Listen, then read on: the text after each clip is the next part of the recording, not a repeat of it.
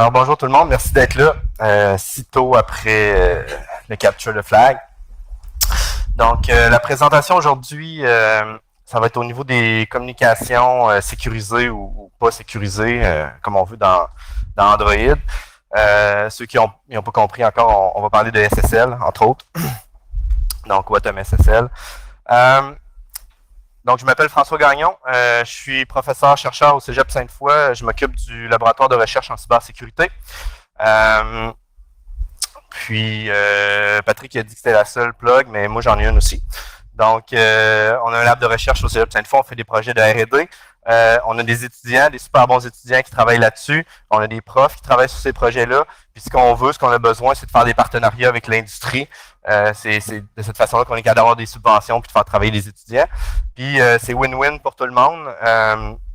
Parce que, entre autres, les efforts qu'on met, ben, ça apporte beaucoup d'étudiants à avoir une formation en sécurité puis à éventuellement venir pouvoir travailler en sécurité.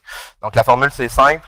On a des organismes de subvention, on a des partenaires qui mettent un peu d'argent, puis on leverage ça, puis ça donne plein d'argent pour faire un gros projet qui sont super intéressants.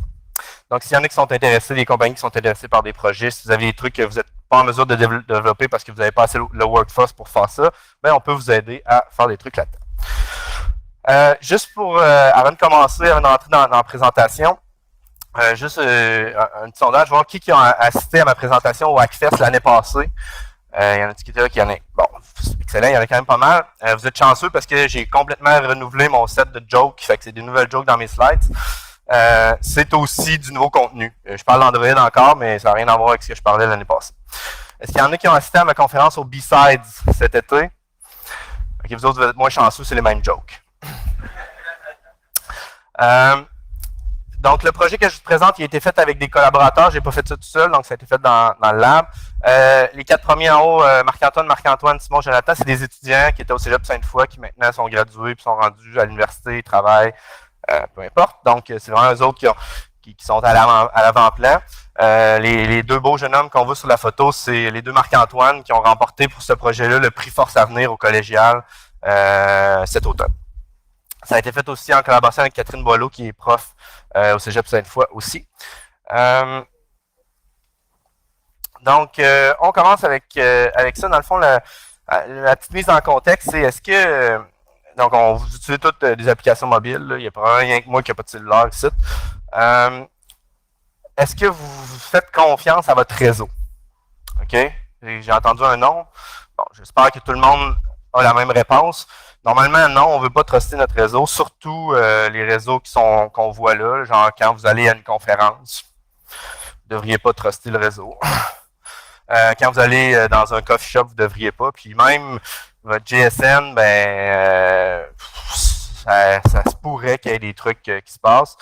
Puis by the way, quand quelqu'un set up un rogue station, il ne met pas une tête de mort dessus pour dire fais attention, connecte-toi pas là-dessus. Donc là, puis ça c'est les réseaux cellulaires, mais votre réseau à la maison, vous ne devriez pas trop le truster, même plus que ça. Donc, qu'est-ce qu'on fait? On met de la crypto par-dessus.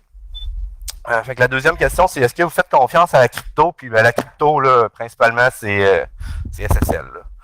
Là. Donc, est-ce que vous faites confiance à la crypto? Y a-t-il quelqu'un qui s'essaye pour une réponse? C'est plus touché un peu. Tout ça hack dans la vie, effectivement. La réponse, dans le fond, ici, vous êtes un peu fourré. Là. Si vous ne faites pas confiance à la crypto, allez-vous dans le bois, puis lâchez vos ordis, et puis il ne se passe plus rien. Tu n'as pas le choix. Même si tu ne fais pas confiance à la crypto, il faut que tu y ailles. Mais en fait, c'est quand même bien fait. C'est quand même, les trucs de SSL, c'est quand même... Ouais, c'est quand même là. Mais bon. Moi, je pense sur la prémisse qu'il faut quand même truster cette partie-là. Le problème, puis c'est sur quoi on va parler aujourd'hui, c'est pas nécessairement la crypto mathématique. Bon, oui, il y a les implémentations des fois qui ont des erreurs, mais c'est qu'est-ce que le monde font avec. Puis là, on va voir aujourd'hui, si vous ne le savez pas, c'est drôle. Donc, est-ce que vous trustez vos applications? Puis là, la réponse est non, trustez pas vos applications. Et on va voir pourquoi. Donc, ce qu'on fait aujourd'hui, vite, on fait une petite introduction à SSL. Moi, je dis tout le temps SSL, là, mais c'est SSL, TLS aussi, même affaire. Bon.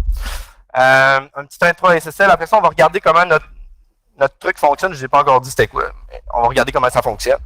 Puis, on va regarder quelques résultats un peu d'expérimentation qu'on a fait. Et à la fin, on va regarder comment quelqu'un peut prendre quelque chose qui est beau, mathématiquement, puis se péter la gueule avec. Donc, ça, normalement, c'est intéressant. Donc, ceux qui ont assisté à la conférence au B-Side, vous n'avez pas le droit de répondre aux questions que je vais vous poser rendu là. Donc, ce que je présente aujourd'hui, c'est un outil qu'on a fait qui va nous permettre de tester est-ce qu'une application mobile Android est vulnérable à une attaque man in the middle.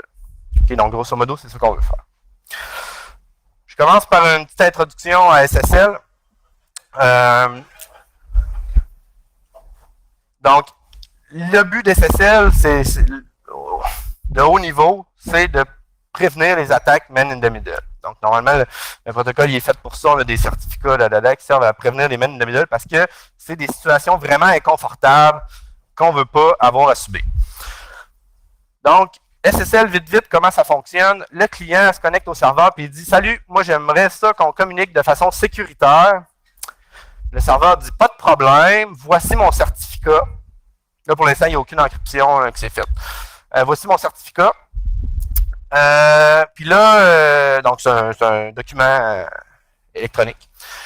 Puis après ça, le client va utiliser le certificat, va ramasser l'information, puis il va commencer le chiffrement. Donc, il va utiliser la clé publique du serveur qui est dans le certificat pour encrypter un message qui normalement va être une clé secrète qui a été générée. Bon, on coupe les coins ronds un peu, mais grosso modo, ça va de même. Puis là, il envoie ces clés secrètes-là au serveur. Le serveur la décrypte. Là, il partage maintenant une clé secrète. Puis ils peuvent s'échanger des messages chiffrés avec de l'encryption symétrique. La catch ici, la partie qui est sur laquelle on s'attaque, c'est quand le serveur il envoie son certificat au client, le client ne peut pas juste prendre le certificat, aller chercher la clé publique et dire j'encrypte ma clé de session avec cette clé publique-là. Parce qu'il n'y a aucune espèce d'idée, le certificat, il vient d'où en réalité. Ça peut être n'importe qui, ça peut être moi dans le milieu, donc un man in the middle qui dit, tiens, voici le certificat du serveur. Donc, il faut qu'il fasse une validation, il faut qu'il s'assure que le certificat qu'il reçoit, c'est bien celui-là du serveur avec qui il est en train d'essayer de communiquer. Puis là, ben, c'est un problème parce que là, on vient de pousser une grosse responsabilité aux côtés de notre client. C'est le client qu'il faut qu'il s'occupe de ça. Donc, ça va être problématique parce que les clients ne sont pas nécessairement capables de faire ce job-là. Donc, dans un certificat SSL, il y a plein d'informations. Il y a le sujet du certificat. Là, en fait, ça correspond vite au serveur. L'idée de l'ID du serveur, le nom de domaine ou quelque chose. Ça a un lien avec l'URL que tu veux poker quand tu vas browser sur Internet. Bon. Il y a d'autres informations. Bon, il y a la clé publique du serveur, évidemment. C'est cette information-là qu'on veut avoir. Il y a une date d'expiration. Il y a de l'information sur la révocation. Donc, ça vient quand même complexifier un peu les trucs. Puis, il y a aussi, donc le certificat, pour être capable de valider que c'est bien lui du serveur, et non pas moi qui viens de me créer un certificat bidon pour Desjardins, le certificat, il doit être signé par une autorité de certification. Donc, il est signé avec la clé privée de cette autorité-là. Puis moi, en tant que client, pour le valider, ça me prend la clé publique de cette autorité-là. Puis là, la clé publique, pardon, je me suis trompé dans mes slides, la clé publique, il faut que j'aille la chercher sur le serveur qui a signé. Puis là, je vais chercher son certificat. Puis là, son certificat va être signé par une autre autorité de certification. Puis pour valider, il faut que j'aille chercher le certificat de cette nouvelle autorité-là. Pardon. Puis là, le nouveau certificat que je viens d'aller chercher, il va être signé par une autorité de certification. Il faut que j'aille chercher le certificat pour avoir la clé publique pour valider. Puis là, lui, il va être signé. Bon, OK, on comprend qu'on tourne en rond. Là, maintenant, magie, il y a un certificat qui n'est pas signé par personne, puis qu'on fait confiance. On fait confiance parce que Windows, Microsoft, ils ont décidé qu'ils le mettaient dans notre machine, on n'a pas besoin d'aller le chercher nulle part, puis tout le monde y fait confiance. Je ne sais pas c'est quoi les certificats qui sont dans ma machine, j'ai jamais vraiment regardé, je lui fais juste confiance, puis j'imagine que c'est la même chose pour la majorité de vous autres. Il y en a peut-être quelques-uns qui ont checké, voir qu'est-ce qu'il y avait là-dedans. Moi, j'ai jamais checké. Donc, grosso modo, c'est ça les étapes. Nous autres, ce qu'on va se focusser surtout, c'est la première partie, le sujet du certificat et la chaîne de certification. Donc, le client, ce qu'il faut qu'il fasse, les étapes de validation qu'il faut qu'il fasse, il y en a plusieurs. La première chose, c'est qu'il faut qu'il check l'URL que mon usager est en train de visiter, mettons desjardins.com dans mon browser. Est-ce qu'il match avec le sujet dans mon certificat? Si tu vas voir Desjardins et tu reçois un certificat qui a été généré pour acme.com, ben c'est louche normalement. Donc, il faut qu'il y ait un match. Normalement, c'est pas trop difficile à faire. Là. Ça semble, ben, ça, si tu es égal à ça. En réalité, c'est un petit peu plus compliqué parce que ton URL, il faut que tu la décortiques un peu. Il faut que tu enlèves la crap en avant, la crap en arrière. Mais grosso modo, en bout de ligne, c'est pas mal une égalité qu'il faut que tu testes. Fait que c'est pas de la rocket science. Faut que tu checkes si le certificat n'est pas expiré. Ça, j'en parlerai pas. Ça non plus, c'est pas très dur. Tu as une date, puis tu checkes. Bon, aujourd'hui, on est dessus du bon bord de la date. Là. Ça se fait bien normalement. Le certificat n'est pas révoqué. Ça, c'est plus compliqué. Ça marche pas. Mais j'en parle pas. Fait que c'est pas grave. Le quatrième point, c'est la validation de la chaîne. Donc, tantôt, là, c'est mon animation que je cherchais tantôt, elle est là. Bon, je l'ai trouvé. On tourne en rond. OK? Donc, il faut checker, il faut aller chercher le certificat, blablabla, il faut checker. Ça, c'est un petit peu plus touché, je pense. Puis, il y a aussi un concept que, bon, j'ai dit à la fin complètement, Leave Certificate Scan Not 5. Ça veut dire que moi, quand j'achète un certificat pour vrai, là, j'en ai un vrai, qui m'a coûté $15, ben, je peux pas l'utiliser puis signer un autre certificat avec. Parce que normalement, la chaîne serait valide, mon certificat est valide, je signe de quoi avec. Fait qu'il y a une petite passe-passe d'un certificat qui dit, toi, ce certificat-là, il a le droit de signer, puis lui, le mien que j'ai acheté, il n'a pas le droit de signer. Sinon, ça serait le bordel, je m'achèterais un certificat à 15$, je me générerais un certificat pour Desjardins, puis toutes les autres banques, puis je serais bien content. Puis je serais pas ici parce que j'aurais de l'argent maudit. Donc, il y a une distinction entre je peux te signer ou je peux pas signer. Bon, fait que là, la question, c'est qui implémente ces procédures de validation-là? Ben, il y a tous les web browsers. Puis les web browsers, ben, ils sont bons. Hein, il y a Chrome, puis Firefox. C'est une grosse équipe là, en arrière de Chrome. Je sais pas s'il y en a qui ont travaillé sur Chrome. Moi, je n'ai pas travaillé, ils veulent pas m'avoir, puis c'est une bonne affaire, mais ils sont bons, ceux qui travaillent sur Chrome. Il y a Firefox et Mozilla, puis ben, il y a Internet Explorer aussi, mais le monde qui travaille là-dessus, on peut penser qu'ils connaissent ça, ils ont des moyens, ils ont des grosses équipes, c'est des kingpins. Puis, malgré ça, ils se sont quand même pété la gueule une couple de fois, mais sont bons. Puis aujourd'hui, ils le font bien, puis on est content entre ça. Bon, il y a les clients mail aussi. Là. Moi, j'ai Thunderbird. Mais normalement, quand tu fais un browser, tu fais un client mail aussi. Fait que c'est la même gang, c'est le même code, peut-être. Puis ils savent ce qu'ils font aussi. Fait que ça, c'est pas un problème. Les clients VPN, il faut qu'ils fassent de ça. Ben, eux autres, leur job, c'est de faire de la sécurité. Fait que j'espère qu'ils savent comment valider un certificat. Bon, et tous les mécanismes quand tu fais un Windows Update, ben, tu peux espérer que l'update que tu ramasses, t'en ramasses bien de chez Microsoft et non pas de chez acme.com. Fait qu'il faut qu'il y ait le même principe, mais ils font un OS au complet, fait qu'ils doivent bien connaître ça. Donc, grosso modo, c'est des gros joueurs. Mais il y a un joueur qui me pose problème, moi, puis c'est pour ça que je fais une talk aujourd'hui, c'est qui développe des applications mobiles. Ben, c'est un peu n'importe qui. Puis les applications mobiles, ils ont quelque chose de particulier par rapport aux applications web. Par exemple, que les applications web, c'est aussi n'importe qui développe ça. Mais les applications mobiles, ils ont quelque chose de particulier, c'est que quand tu fais une application web, ben, ton browser il va faire la validation pour toi. Le développeur, il n'a pas à s'en soucier. Quand tu fais une application mobile, tu n'es pas dans le browser, ben, en tout cas, souvent, tu n'es pas dans le browser ou parfois, tu n'es pas dans le browser. Puis là, ben, c'est toi, en tant que développeur, qu'il faut qu'il gère ta validation. Premièrement, il faut que tu saches qu'il faut que tu fasses du SSL. Puis après ça, ben, il faut que tu le fasses comme il faut. Puis apparemment, c'est tough. Donc, c'est ça. Les mobiles, ceux qui font des applications mobiles, il faut qu'ils gèrent ça. C'est pas des experts en sécurité.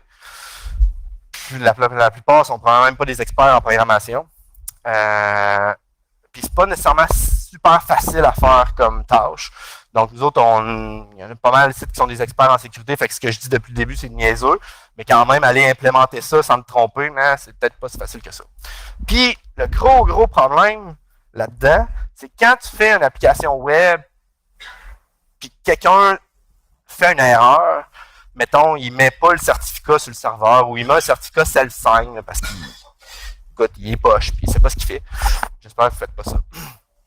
Donc, l'usager, là, quand il va sur le site, là, ben, il y a un gros truc. En fait, c'est difficile pour l'usager d'aller sur le site parce que le browser, il va l'empêcher. Il y a une grosse indication, attention, tu vas te faire hacker. Ben, comme quand hier, vous alliez sur le scoreboard du Hackfest, là, qui avait un certificat CEL5, ben, c'est un peu le même principe. Donc, l'usager, il y a une grosse indication. Dans une application mobile, si ton application, je sais pas, mais qui va sur Facebook ou sur Desjardins, elle n'utilise pas SSL pendant tout, ben, tu le sauras pas. Ça va être en HTTP, puis tu le sauras pas en tant qu'usager. Il va falloir que tu pop Wireshark, puis tu enregistres ton trafic de ton application pour le savoir. Donc, l'outil qu'on a fait, c'est un outil, donc c'est un lab virtuel, je vais passer vite là-dessus. Donc, c'est full automatisé. Il va partir des AVD, il va installer des applications, il va setuper un truc réseau avec des DNS, des gateways, un fake serveur SSL. Je vais revenir tantôt un peu plus en détail avec ce qui se passe. Puis là, il joue avec l'application, puis il essaie de faire un man in the middle. Puis après ça, il ferme, puis il repart une autre application, puis il refait la même affaire. Il y a juste une partie que je vais passer un peu plus de temps parce que c'est un peu moins évident comment faire. C'est qu'on ne veut pas juste partir une application, on veut que l'application se connecte sur son serveur puis elle essaie de s'authentifier dans le fond avec le username password. Fait qu'il faut qu'on pousse l'application à faire ça. Fait que ce qu'on a fait, c'est que on a assis quelqu'un en avant d'un ordinateur, puis il a pris l'application, puis une fois, il a rentré la séquence d'actions qui lui permet de se connecter au serveur. Donc, il a rentré clique là, slide ça, username, password, submit.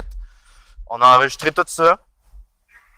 Puis après ça, automatiquement, on est capable de rejouer la même séquence. Donc, on dit à Android, dans le fond, clique là, slide ça, mets ta souris là, entre ces caractères-là, pince sur le bouton là, pour refaire la même séquence dans différents contextes d'attaque après. Donc, on est capable d'automatiser une grosse partie. Il y a juste l'enregistrement qui doit se faire une fois, qui n'est pas automatisé encore. Donc, nos scénarios d'attaque, on a utilisé 4 scénarios d'attaque. On laisse l'application se connecter sur son vrai serveur, puis on check. On ne fait pas de man in the middle. On utilise un fake, là, je ne sais pas si ça ne doit pas vouloir dire grand-chose, mais on utilise un fake TCP server. Ça veut dire que c'est un serveur, c'est même pas un serveur HTTP, c'est juste un serveur qui va faire des SYNAC, dans le fond. Il va juste faire le handshake. Je vais revenir tantôt pourquoi. C'est quelque chose encore un peu particulier au monde mobile. Après ça, troisième expérience, là, dans le troisième, on fait un man in the middle, puis on lui donne un certificat statique. Ça veut dire que toutes les applications ramassent le même certificat. Peu importe s'ils veulent se connecter sur Desjardins, sur Facebook ou sur Twitter, ils ramassent tout le certificat pour cyberseclab.ca. Puis le quatrième scénario d'attaque, c'est que là, on va feeder un certificat qui est spécifique pour ce que l'application va aller chercher. Fait que si elle veut aller chercher sur Desjardins, on va lui filer un certificat pour Desjardins. Si elle veut aller sur Facebook, on lui file un certificat pour Facebook. Bon. On a fait un dataset, on a pris 90 applications sur le Google Play, ils sont toutes dans le top 500 de leur catégorie, fait qu'ils sont quand même relativement un peu populaires. Puis là, on check nos expériences un peu plus en détail. Donc l'expérience 1, c'est on laisse l'application se connecter sur son serveur, puis on regarde ce qui se passe. Puis le but, pourquoi on fait ça, ou pourquoi on a fait ça au début, c'est qu'on s'est dit, ben quand nos expériences ne marcheront pas, puis qu'on va avoir de la misère, ben on veut revenir sur un baseline qu'on sait qui a marché, puis on va vouloir dire, OK, ça n'a pas marché à cause de ça. Parce que, par exemple, il a essayé de se connecter sur tel serveur de pub, puis le serveur de pub, il n'était pas disponible dans notre environnement, puis là, ben, l'application a crashé ou elle a arrêté. Donc, c'était juste un peu un baseline pour comparer. Puis, on pensait vraiment pas, puis on était-tu naïf un peu, qu'on trouverait des résultats intéressants. Puis, comme dans toute expérience scientifique, ben, une chance qu'on a fait ça, parce que sinon, je pense que j'aurais été trop gêné de venir ici. Le stock hot, il est là-dedans. Puis là, c'est là qu'on va rire un peu. Donc, le serveur actuel, première chose, sur 90 apps, on a 11 qui n'utilisent pas SSL, pas en tout. Donc, c'est du HTTPS. Ça veut dire quoi? Ben, ça veut dire que dans Wireshark, le mot de passe, tu le vois en clair. Ben, 10, il est en clair, puis il y en a un qui a eu la bonne idée de le hasher avant de l'envoyer. Fait que c'est un hash MD5 pas salté. Fait que, bon, c'est intéressant comme constat. Ça part mal là, pour notre truc. On n'a même pas commencé à faire du man in the middle, puis on a déjà ramassé beaucoup de passwords. On a creusé un peu plus là-dedans. Notre outil, c'est un outil automatisé. Fait qu'il y a 3 applications pour lesquelles l'outil nous a dit ben, il ne disait pas ça vraiment, mais en tout cas, il a dit j'ai pas trouvé le password. Mais d'après moi, s'il y a un humain qui check, il pourrait trouver de quoi. Genre, là, le genre de truc, c'est j'ai vu le username passer, en clair. J'ai pas vu le password, mais j'ai vu le username. Fait que là, on se disait, bon, OK, peut-être que le password il a été haché avec un salt, fait que là, on n'est pas capable de le retrouver. S'il est haché pas salté, ben, on peut précomputer les hashes pour le password qu'on utilise parce que c'est tout le temps le même, puis on check, là. Mais s'il est salté, c'est un peu plus tough. Donc, c'est une possibilité. On s'est dit peut-être qu'ils utilisent de la crypto vraiment avancée ou quelque chose de même, je sais pas, ou custom. Fait qu'on était allé les voir manuellement, ceux-là, le code source, puis comment ils se comportent. Puis, il y en a 2 là-dessus qui ont eu la bonne idée de dire, ben, on va régler tous les problèmes du monde, on va hard-coder la clé publique dans le code source de l'application. Puis, on va pas encrypter, on va pas faire du SSL, fait qu'on va juste encrypter l'authentification, puis en fait, on va juste encrypter le mot de passe, parce que le username est en clair. Puis, après ça, tout le reste de l'échange va se faire en clair. Là. Fait que, donc, on pourrait possiblement facilement hijacker la session. Il utilise quand même du RSA, c'est quand même pas pire bien fait parce qu'il n'y a pas de replay attack. En tout cas, ils ont paddé le mot de passe avec de quoi de random un peu. Donc, ils se sont quand même forcés un peu, mais ils n'ont pas utilisé. Ça a probablement été bien moins tough d'utiliser SSL, là, mais ils l'ont pas fait. C'est pour 2. Il y en a une qui ont utilisé de quoi de différent, puis celle-là, je la garde pour la fin. On a par erreur, parce que tous les résultats intéressants, c'est tout le temps des erreurs. Par erreur, on a runné notre script de search. Au lieu de le runner sur nos traces de trafic ou sur nos DOM de traces de trafic, on les a runnés sur un fichier qui est dans le fond le log à l'intérieur d'Android. Log 4. Puis, on a eu 10 passwords. Fait que dans le fond, il y a plein d'applications qui, pour une raison quelconque, dompent le password dans le log d'Android. Là, c'est pas le même vecteur d'attaque, pas en tout, là. Ça n'a rien à voir avec le man in the middle, tu peux faire ça sur le réseau. Ce que ça te prend une application malicieuse installée sur un device, donc personne n'a ça, parce qu'on est chanceux. Puis, cette application-là, ben, elle va accéder au log 4, puis elle va sniffer les passwords, puis après ça, elle va sortir ça. Le hic, il y a 2 hicks en fait, c'est que faut que soit que ton application soit Android, une version pré 4.1 pour que ton app malicieuse ait accès au log 4 de tout le monde. Donc ici, on est content qu'Android, il y ait un beau mouvement d'update, que ce soit facile d'updater ta version d'Android, puis qu'il n'y ait plus personne qui soit pré 4.1. Hein? Et, ou bien l'autre solution, c'est si tu es post 4.1, donc si tu es un des chanceux qui a été élu pour updater ton truc, ben il faut que faut pas que ton cell soit ton cell soit routé. Fait qu'on est content que personne route le cell. Donc ça, normalement, personne n'est vulnérable à ça. Mais c'est quand même drôle de voir qu'il y a du stock dans le 4 intéressant. On a fait d'autres, je ne sais pas trop ce que ça veut dire, on a fait d'autres expériences. On a checké voir toutes les connexions SSL qui sont faites dans le trafic réel. Mais il y en a une qui utilise SSL 3, puis toutes les autres utilisent TLS 1.0. On a checké c'est quoi les CipherSuits qui supportent. Bon, en tout cas, vous voyez rien, là, moi non plus. Puis c'est quand même assez symétrique. Puis j'ai un autre slide que vous voyez mieux, on comprend pas trop, mais dans le fond, ça veut dire que 74% des connexions SSL sont faites avec un pot de rouge, c'est mettons 35 CipherSuits, puis c'est tout le temps les mêmes 35. Puis après ça, il y a 20% qui sont avec 34, puis c'est tout le temps les mêmes 34, puis 6% qui sont avec 41, puis c'est tout le temps les mêmes. Dans le fond, ce que moi j'en conclus, c'est que c'est un peu normal. C'est pas l'application qui va décider exactement c'est quoi les CipherSuits qu'elle veut utiliser. Normalement, ça va être des bundles qui viennent du OS. Puis il y a l'air d'avoir comme 3 choix. Tu utilises ce bundle-là, ce bundle-là ou ce bundle-là. Je vais pas trop pousser plus loin, mais c'est quand même assez bien clusteré. Puis c'est intéressant que ça soit de même. Donc, deuxième expérience qu'on a faite, c'est notre faux serveur TCP. Donc, c'est un serveur qui fait juste du SYNAC. Parce que ce qu'on s'est dit, dans le fond, c'est qu'on s'est dit, probablement, c'est bien trop facile, fait qu'on va essayer de se donner un peu de challenge. Supposons que je veux l'avoir le mot de passe en faisant un man in the middle, mais que le mot de passe passe en clair. Est-ce que j'ai besoin de faker le serveur de l'application? Ou bien, puis la réponse est non. Okay, fait que j'ai vendu le punch.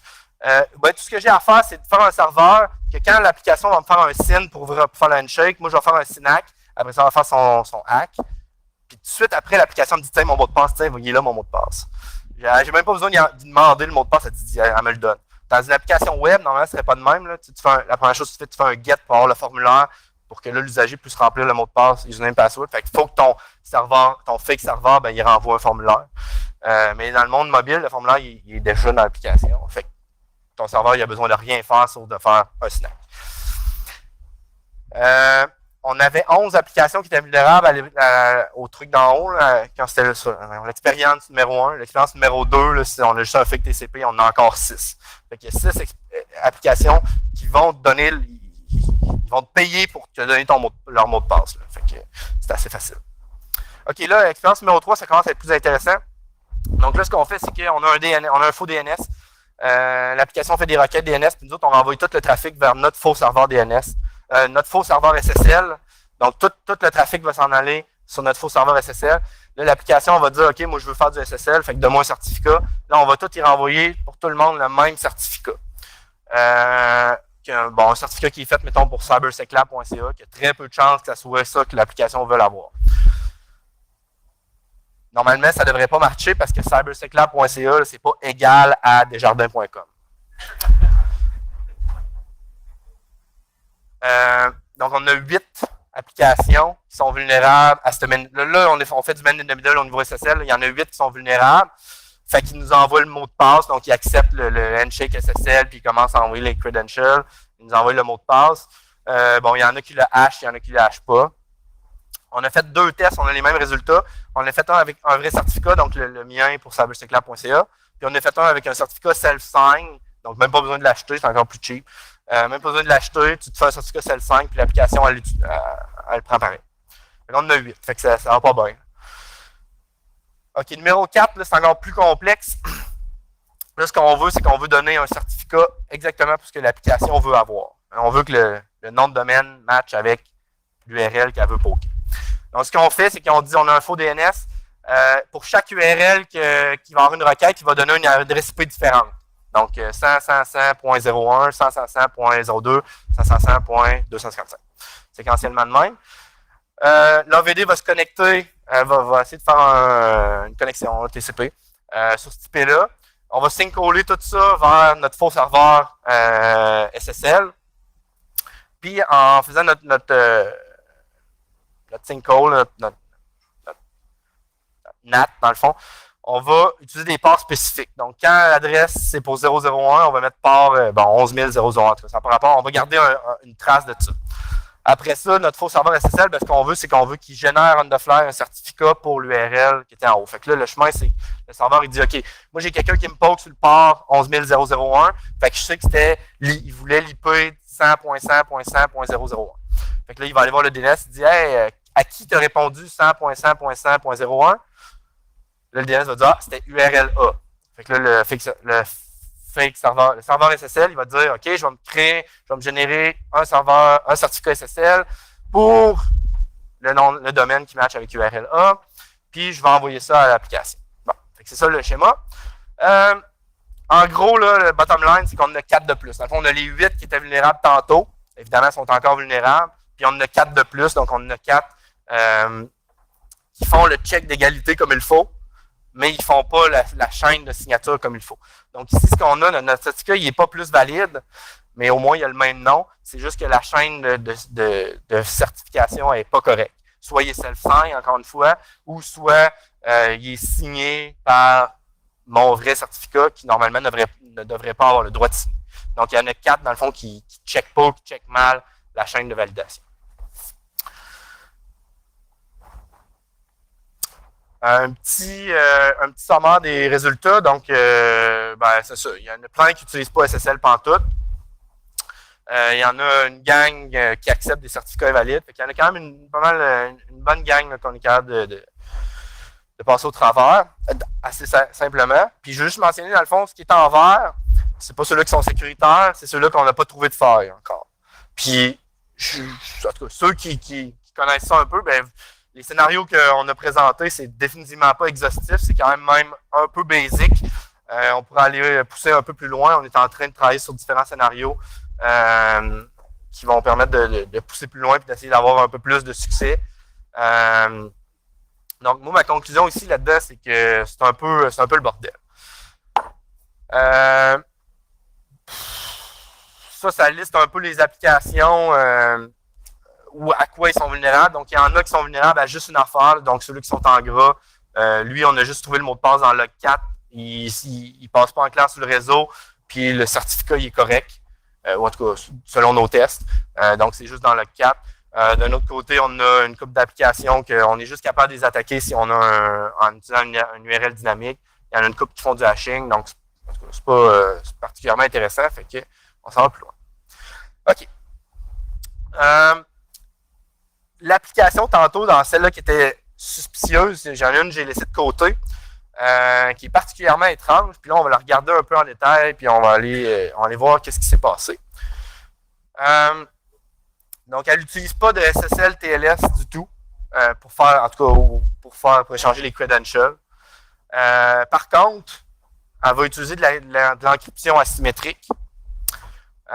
Puis le protocole, la façon qu'il fonctionne, un peu en résumé, c'est première étape, le client dit « Je veux me connecter au serveur. » Le serveur dit « Voici ma clé publique. Donne-moi ton mot de passe. » Et l'application répond avec « Voici mon mot de passe encrypté avec RSA en utilisant la clé publique que tu viens de me donner. » Donc là, la question, c'est ben là, c'est super secure. Il y a RSA là-dedans. Je vois quelque part RSA. Il y a clé publique, il y a password. C'est super secure. Fait que qu'est-ce qui pourrait avoir de problématique là-dedans? Est-ce que vous avez une idée? Il y a trois. Je sais pas, il y a 25 bonnes réponses. Il y en a trois que moi je connais. Est-ce qu'il y a un qui essaie de. Oui?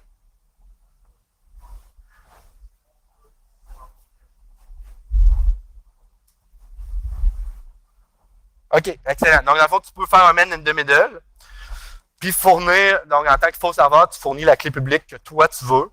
Là, ben, vu qu'à l'étape 2, là, c'est vraiment le serveur dit voici ma clé publique et non pas voici mon certificat, le client, il n'y a aucune façon de valider que la clé publique, c'est bien elle du serveur. Ah, ben, à moins qu'il ait le code dans son code. Là, mais dans ce cas-ci, c'était pas le cas. Donc, on peut faire un man in the middle vraiment facile. On n'a pas besoin de forger un certificat. Tu envoies la clé publique que tu veux, tu vas être capable de décrypter. Bonne réponse. Mais, c'est quand même compliqué de monter ce genre d'attaque-là. Il faut que tu fasses un man in the middle. Mais c'est une excellente réponse. On a dit de quoi, dans le fond, qui serait un peu plus powerful que ça, hein, qui serait plus facile à faire, pardon, et, mais qui pourrait donner un résultat. Qu'est-ce qu'on pourrait essayer d'autre?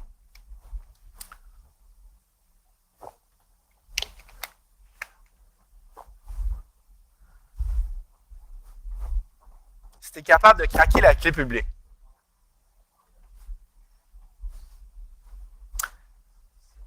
c'est quand même intéressant comme réponse, mais en réalité, supposons qu'on est capable de le faire là, ben, s'il y a un certificat au complet puis on marche dans du vrai SSL, ben, on pourrait être capable aussi de faire l'affaire. Mais tu es quand même pas loin de la réponse que je m'attends pas à ce que personne trouve. Mais il en reste une autre, normalement, que quelqu'un devrait.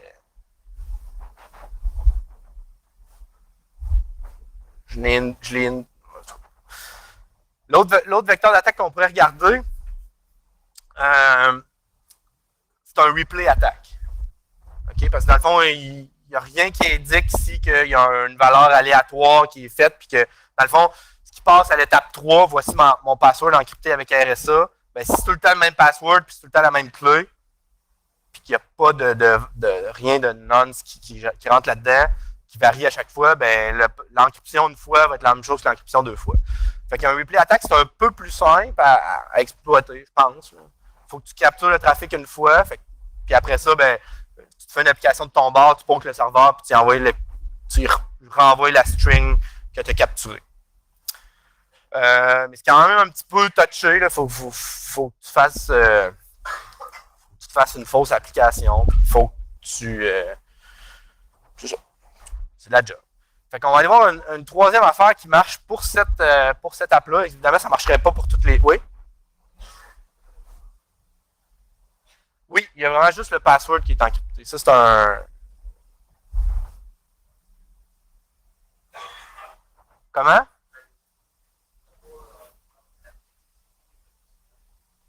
C'est ça, tu peux faire un replay attack puis toi te réauthentifier, exactement. Puis ben probablement aussi qu'il y a un coup qui est authentifié, le gars, tu peux hijacker sa session, là, j'imagine, parce que après ça, c'est tout en clair. Donc, c'est bien le fun. Tu le laisses authentifier, puis après ça, tu rentres dans sa session. Puis, donc, le truc qu'on va aller voir pour cette application-là, puis là, il faut vous voyez dans le fond qu'ils se sont quand même cassés la tête un peu. Là, ils ont fait du RSA, ils ont mis de la crypto là-dedans, puis ils ont importé de librairies, puis les autres font de l'encryption. Ils ont quand même cassé la tête, puis ils ont fait de quoi? Ils se sont dit, probablement qu'il y a quelqu'un qui leur disait, t'as peu, tu pourrais avoir un replay attack là-dedans. Ils disent, ok, parfait, je vais changer ma clé publique à chaque fois d'abord. Il n'y aura pas de replay attack. Ça coûte. Pourquoi pas, why not? Fait que c'est effectivement ça qu'ils font, ils changent leur clé publique à chaque fois. Étrangement, ça ne règle pas partout le problème du replay attack, là. Mais en fait, c'est parce qu'on va aller, on va aller voir RSA, puis on va aller craquer RSA. Donc là, je suis dans Wireshark. Dans le fond, c'est une trace que j'ai déjà capturée de cette application-là. Là, je trouvais ce. Oups. Eh boy, ça part bien ma démo. C'est bon. Je recommence ça. Là, dans le fond, ce que je fais, c'est que je cherche pour mon username qu'on utilise tout le temps. Là, il revient dans une coupe de paquets, puis là, je sais c'est quoi le bon paquet, fait que je vais aller direct là-dessus. Bon, fait que ça, c'est le contenu de mon échange. Si vous voyez ici, je ne sais pas si vous voyez bien. Ça, c'est ma clé publique. OK, on s'amène ça ici. On va-tu mieux ça? Regardez pas ça, c'est les réponses. Donc, ça, c'est ma clé publique. OK, fait qu'il transfère la clé publique en clair. C'est pas de certificat, c'est juste la clé publique. C'est quand même long. Plus c'est long, ben, ça va ça. Size matters. Ça, c'est mon password. Le gars, il est marqué ici, password. OK? Là, ben, moi, je prends juste la partie qui m'intéresse, là, parce que je suis habitué. Donc, ça, c'est mon password. Fait que là, ce qu'on fait avec ça, là, on va aller se taper des formules mathématiques un peu. On espère que j'ai ça. Donc là, j'ai du hexa. Fait qu'on va dire, convertis-moi ça, qui est de l'hexa, en décimale. Parce que des applications, dans le fond, RSA, ça se fait pas sur du hexa, mais ça se fait sur du décimal. OK, donc ça, c'est mon résultat en décimale. Là, je vais aller faire une opération.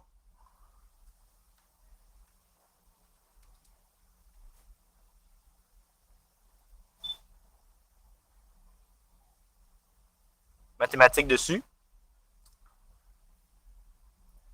Là, vous avez le droit d'allumer un moment donné et de dire ah, c'est tombé. Mais vous n'êtes pas obligé. Donc là, j'ai un autre nombre décimal. Là, je vais aller le convertir en binaire. Parce qu'on est des informaticiens, puis on lit bien plus du binaire, ça se lit bien mieux que l'hexa. Je suis obligé de faire ça. Ouais, je suis obligé de faire ça. Je m'excuse, c'est un peu long. Fait que là, vous pouvez commencer à lire les premiers trucs de binaire. Là. Puis pendant que ça l'autre, ben, vous pouvez interpréter ça. Ah ouais. J'aurais dû l'avoir déjà fait. Ça commence à avoir Non. Ah, crap. Ben, la clé n'est pas tout à fait factorisable. Il y en a-tu qui ont compris où est-ce que je m'en allais avec mon cubic root? Non, ok, c'est bon. Excellent, ça. Au moins, fait que je reviens pendant qu'il load, là je pense qu'il est. Ah. Donc, ma clé publique, c'est ça. Puis une clé publique, ben, on sait que c'est deux parties.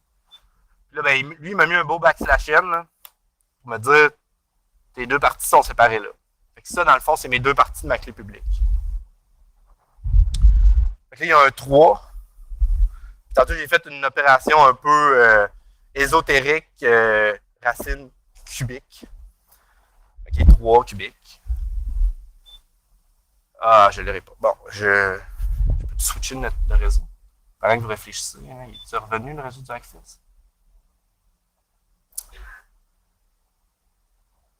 Bon. c'est un fail, ben des bons. Donc là, on va se ramasser avec une séquence binaire de 71 digits.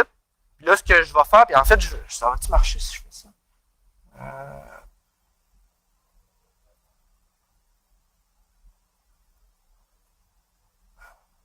C'est ça direct? Je l'ai là. Ah, c'est ça. Je fais un test à l'aveugle. Non, c'est pas assez long, ça. On va voir si on a une partie. Là, pour ceux qui aiment pas ça lire du binaire,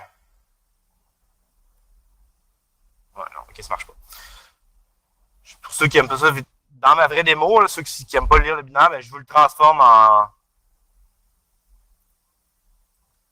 ASCII.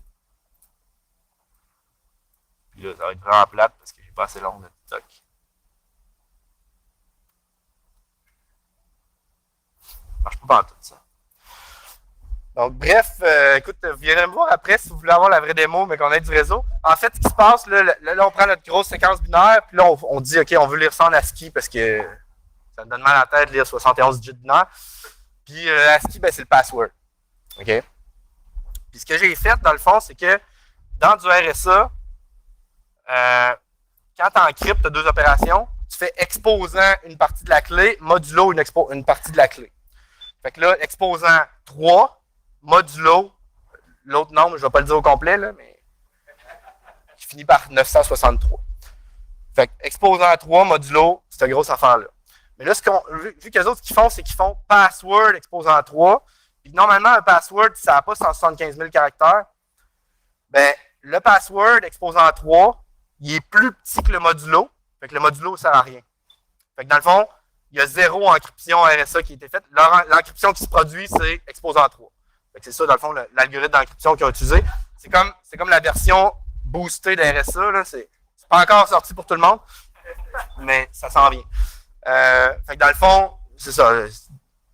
Initialement, quand on a parlé de SSL, ce qui est encrypté avec RSA, c'est pas le mot de passe, c'est la clé de session qui va être utilisée après ça pour faire le chiffrement symétrique. Donc, cette clé-là va être assez longue. Fait que, puis si c'est pas assez long, ben, on met du padding. Là. Mais on n'encrypte jamais un mot de passe avec RSA parce que ça va être trop court. Puis en plus, à un moment donné, ta clé, tu vas changer ta clé va grossir. Fait que ça va être encore, tu vas avoir encore plus de mots de passe qui ne seront pas encryptés quand tu fais ça. Donc, en réalité, plus tu as une grosse clé RSA, moins l'encryption dans ce genre-là, elle marche parce que ton modulo ne passe jamais. Donc, RSA Custom, ben, c'est pas trop à conseiller.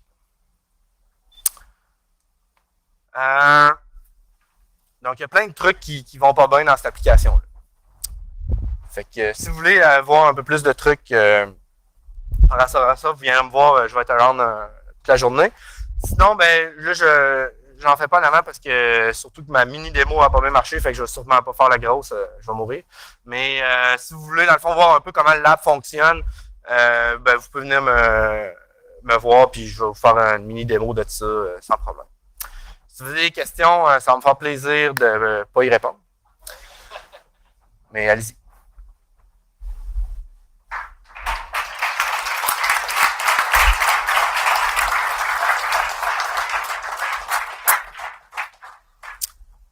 Oui. Oui, les clés, tu disais que je changeais à chaque fois, mais gardait toujours exposant. Ouais, c'est ça. Dans le fond, j'ai pas fini comme mon punch, mon super gros punch.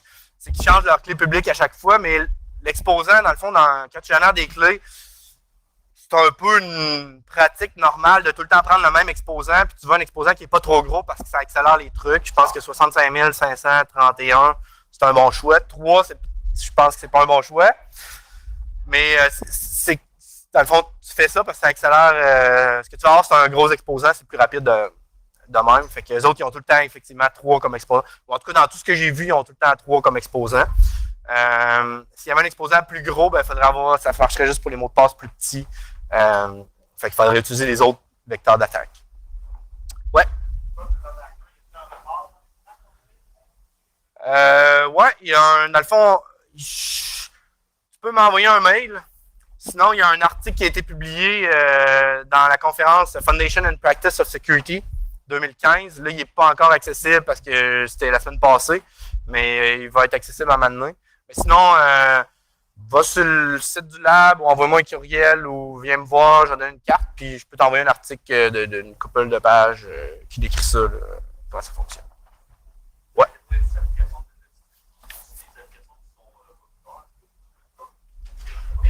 Ben, ça, toutes les applications qu'on a testées sont dans le top 500 de leur catégorie. Fait que je pense qu'il y a genre 18, ou en tout cas, il y en avait 18 quand on a pris, là, sur le Google Play, il y a 18 catégories. Fait que sont toutes dans les plus populaires de leur catégorie. On a enlevé des catégories que on pensait qu'il n'y aurait pas d'Internet. C'est sûr que si l'application n'a pas besoin d'Internet, ben on ne la prendra pas.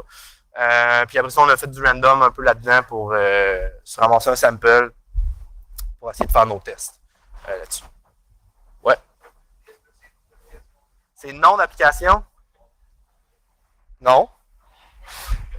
Oui, j'ai une liste. Non, tu ne l'auras pas.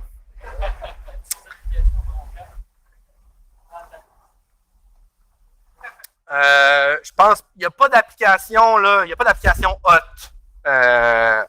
Desjardins ne sont pas là-dedans. Je l'ai parlé toute ma présentation, fait que je vais au moins dire qu'ils ne sont pas dans la liste. Il y en a quelques-unes que je connaissais. Qui ne sont pas des applications, là, en tout cas, je ne vais pas dire oh shit, si ça c'est vulnérable, il faut que je fasse de quoi. À part l'application que j'ai présentée à la fin, j'ai même pas, moi, fait le mapping. Là, je ne pourrais même pas dire le nom d'une autre qui est vulnérable. Là. Parce que dans le fond, je suis un peu paranoïaque, mais entre autres, je travaille avec des étudiants, fait que les résultats, c'est tout le temps des ID qui ont. Évidemment, à quelque part, je lis le mapping ID puis le nom de l'application, mais normalement, on travaille pas avec. Là, juste pas. Je sais pas avoir de problème. T'avais une question, je pense?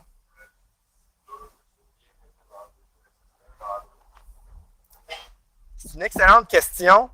Là, j'ai l'air con parce que je ne sais pas la réponse. Ce que je peux te dire, c'est que quand tu vas sur Stack Overflow, le premier hit que tu as par rapport à ça, c'est comment disabler la validation des certificats. Fait que ça part, fait que, vu que tout le monde code avec Stack Overflow, ben ça part mal. Je sais aussi que, dans le fond, j'ai oublié de le dire, puis je vais profiter de ta question pour le dire, parce que sinon c'est pas fair, mais dans le fond, quand tu fais du SSL, tu codes pas le SSL, tu utilises une librairie. Le problème, c'est que les librairies de SSL, ils n'ont pas été faites pour les développeurs, genre comme moi, qui sont capables de faire du Java puis d'Atit, puis que quand ils tombent dans le C, ils disent oui, c'est trop bas niveau. Là. Ça a été fait pour le monde qui font les browsers, puis ceux qui sont hot, les ninjas. Fait qu'ils sont pas super, c'est pas clean code, c'est pas. Fait qu'il y a une librairie, entre autres, qu'il y a un paramètre que tu spécifies quel genre de validation tu veux qu'il fasse sur ton. Quand tu dis valide le certificat, tu spécifies quel genre de validation tu veux qu'il fasse. Fait que souvent, ce qu'on va voir, c'est le monde dit ben oui, fais de la validation, true. Valide mon certificat, true. Valide mon certificat, true. Mais en réalité, la fonction s'attend à avoir un int. 0, 1 ou 2. 0 étant valide rien. 1, true, étant fait de la validation sauf le hostname. Puis 2 étant full validation. Fait que là, le mapping, dans le fond, true à 1, il diminue le niveau. Ça fait que les librairies sont un peu. Fait qu'il y a de quoi à faire là-dedans. Il faut juste, dans le fond, savoir que quand tu vas faire de la validation, ben, ça serait peut-être une bonne idée de tester tes trucs après. Puis de faire attention quand tu l'écris. Je pense que je vais me faire kicker bien vite, mais on continue.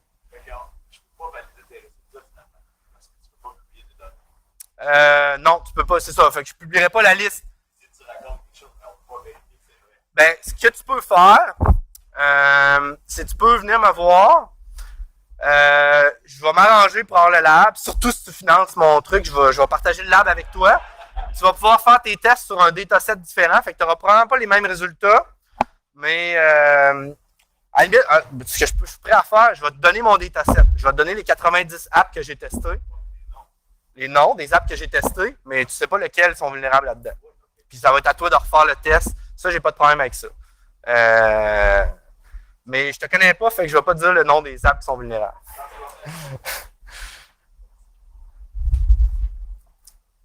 Bon, alright. Merci.